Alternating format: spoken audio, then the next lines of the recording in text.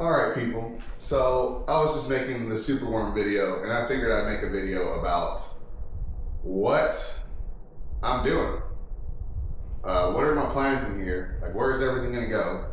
So let's do that. So as I walk around, I'm using an Insta360, which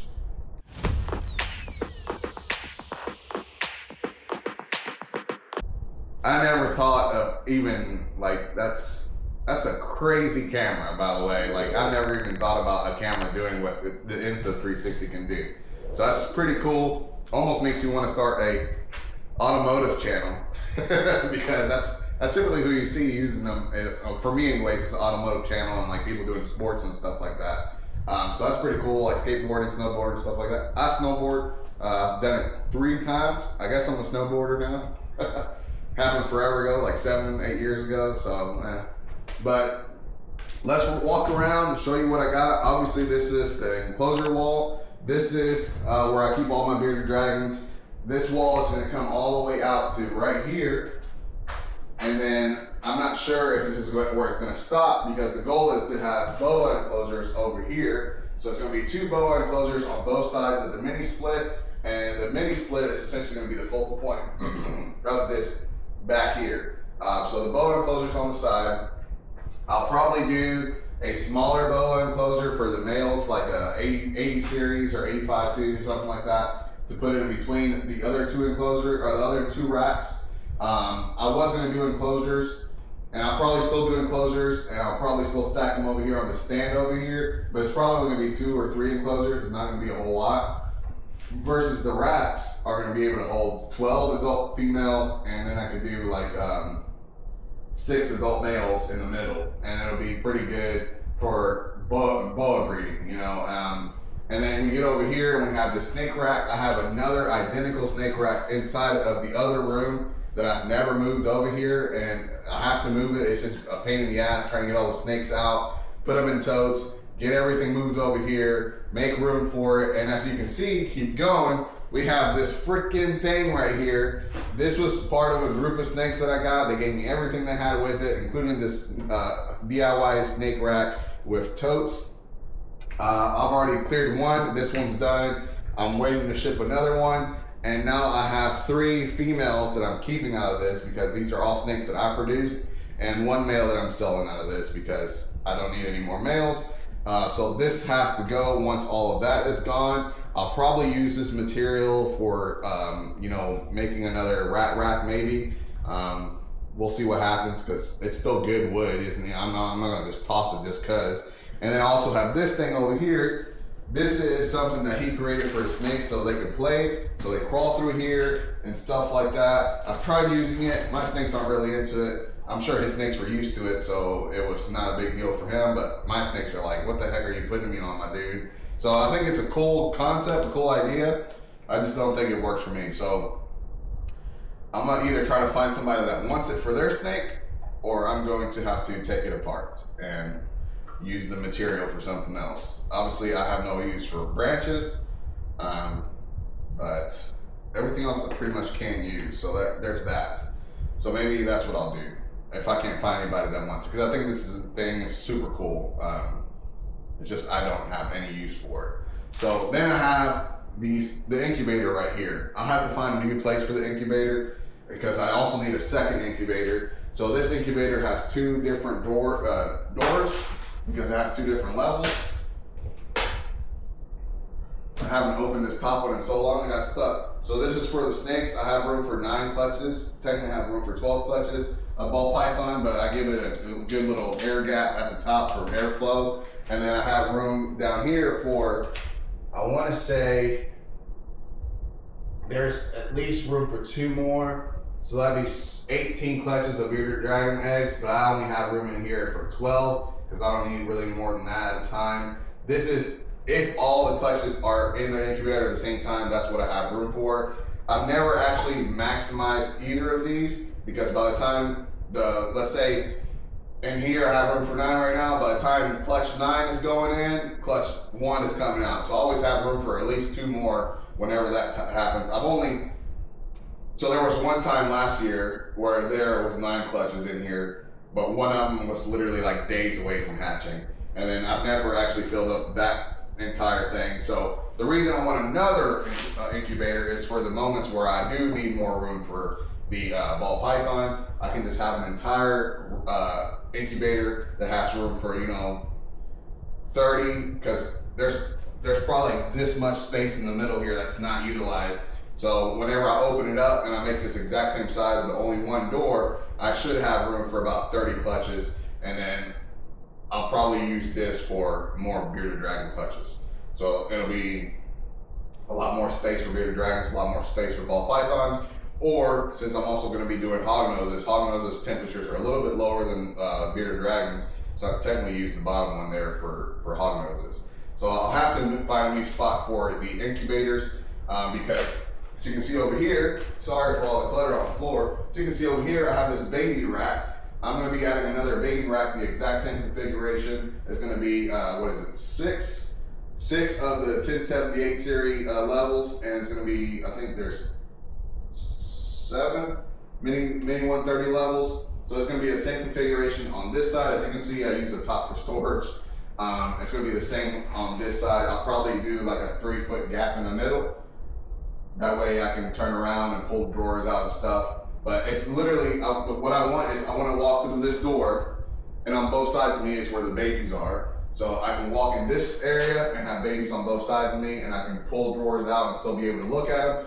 And then same thing on this side, walk in this area and I have babies on both sides of me. So over here I have the bearded dragon shelf. It's not complete because I took a bunch of plastic totes out. So this does have room for 16 totes, and what I do is when they hatch out, because they're so small, I put them all in one tote, and then as they get older I start separating them. So this really has room for 16 clutches, but as time goes on further and further and I start separating them into groups of 5, it actually only has room for, if the clutch is 20 and there's 16 on here, 16 times 5, I'm trying to do math now, it's 80, right?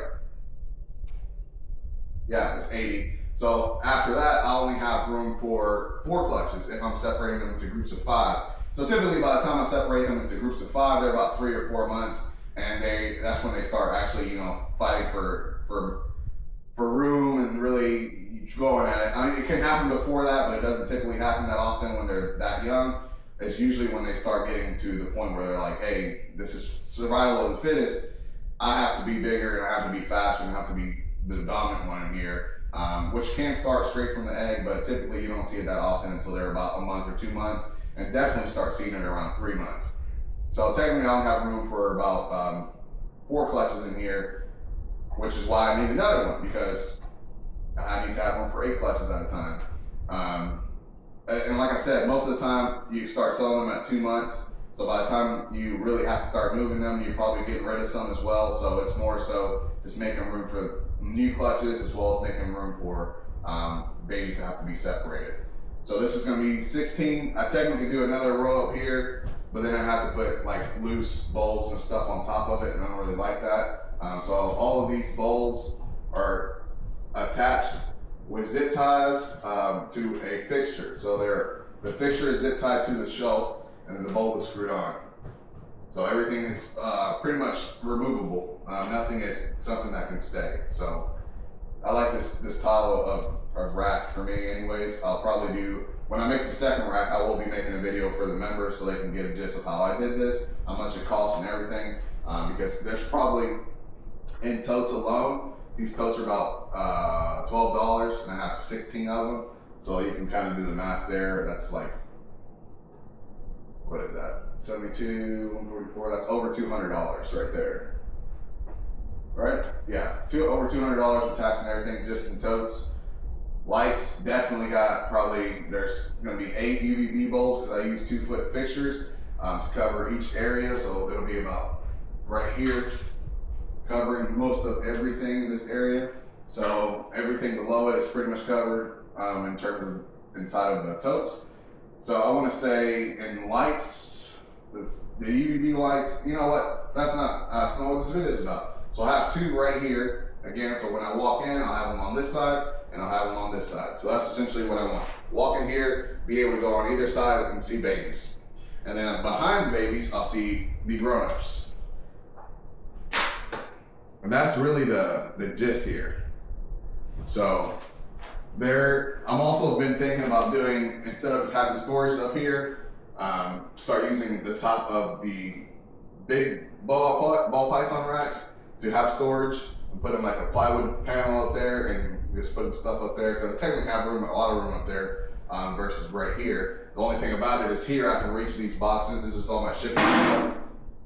Well, this is all my shipping stuff. So this is 6x6x6 boxes, 12x9x6 boxes, deli cups, snake bags and stuff like that. So that's technically what I have up there. And I have extra totes or extra tubs for the drawers. So that's technically what I do. So I technically could go put them over there, but then they're gonna have to go in I'm gonna have to get a ladder to get everything up there. Sorry, I couldn't even think. So I've thought about adding 3 more levels of the Mini 130 series, because those are pretty good. Now they don't last that long, probably like 150 grams, 200 grams, and then I have to move them up here, which is perfectly fine, because I don't really use all this. Right now I'm using all this because I have a lot of holdbacks and I had probably, I think 14, 13 holdbacks last year. So yeah, it's a lot of holdbacks. So I had to move them up, get them going. All right, what else do I want to talk about? Pretty much that's it. The hog noses, I'm not really sure where I'm gonna put the hog noses. I wanted to get probably like a 4 or 5 level 55-40 rack and do hog noses in that, but I haven't really decided if that's the good way to go about it. Because then I would have to put it in the middle, because there's no room on the walls anymore. I have to put it in the middle of the entire room. So technically I could put it underneath the mini split and just have the males boas in with the females, like in the same racks. They don't need that big space, but they could also benefit from having bigger space. It's not a huge deal. Less females, just put the males in there. So maybe that's what I'll do.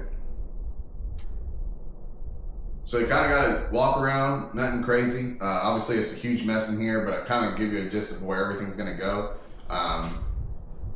The thing about doing multiple species is you always have things to do. So when the bearded dragons aren't breeding, ball pythons are breeding. When the ball pythons aren't breeding, the bearded dragons are breeding. Right now I'm getting bearded dragon eggs. I'm gonna be starting to get ball python eggs here in a little bit. Boas, I don't even know what's gonna happen with the boas and the hog noses. I have no clue. I paired them. Boas seem to be growing follicles. I can't tell you nothing about the hog nose. I thought she was gonna go. It's been like 2 months now. She don't want nothing to do with the male. She ain't doing nothing. I don't know if she's even gonna lay eggs or not. So there's that. Yep. That's it. So if you made it this far into the video, don't forget to like, share, and subscribe, and hit that notification bell so you don't miss anything that I put out in the future. As always, peace.